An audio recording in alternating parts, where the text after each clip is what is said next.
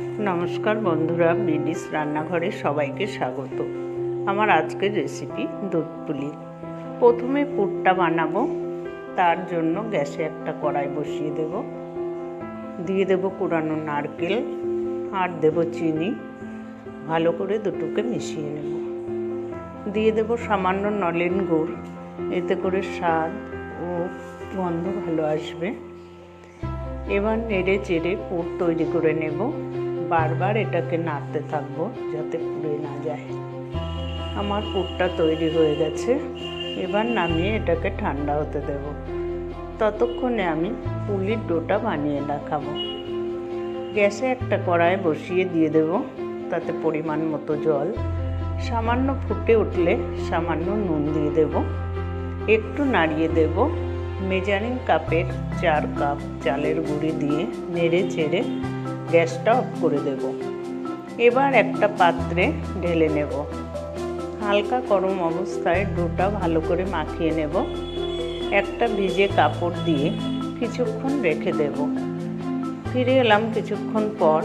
এবার ডোটাকে আর একটু মেখে খানিকটা ডো আলাদা করে ছোট ছোট লেচি কেটে নেব। একটা করে লেচি হাতের তালুতে রেখে গোল গোল করে নেব। এবার একটা বল 2 হাতে চেপে বাটির মতো করে ওর মধ্যে নারকেলের পুর ভরে মুখটাকে চেপে বন্ধ করে দেব।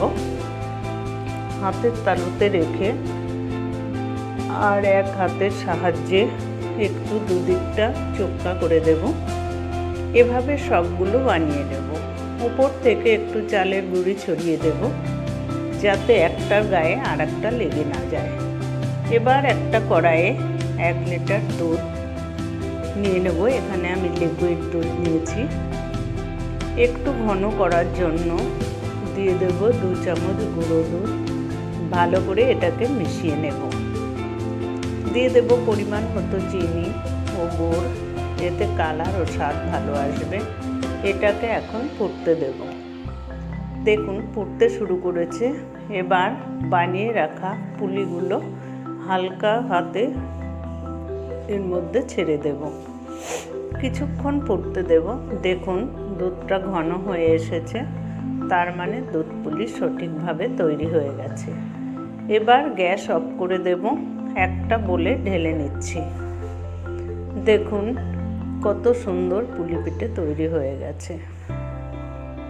কেমন হয়েছে কমেন্ট করে জানাবেন, আর ভালো লাগলে লাইক শেয়ার করে আমার চ্যানেলটিকে সাবস্ক্রাইব করে পাশে থাকা বেল আইকনটি প্রেস করে দেবেন, যাতে করে রান্নার নতুন কোনো ভিডিও দিলে সবার আগে আপনাদের কাছে পৌঁছে যায়। আজ এই পর্যন্ত। আবার দেখা হবে অন্য একটি রান্না নিয়ে অন্য কোনো একদিন। ততক্ষণে ভালো থাকবেন, সুস্থ থাকবেন।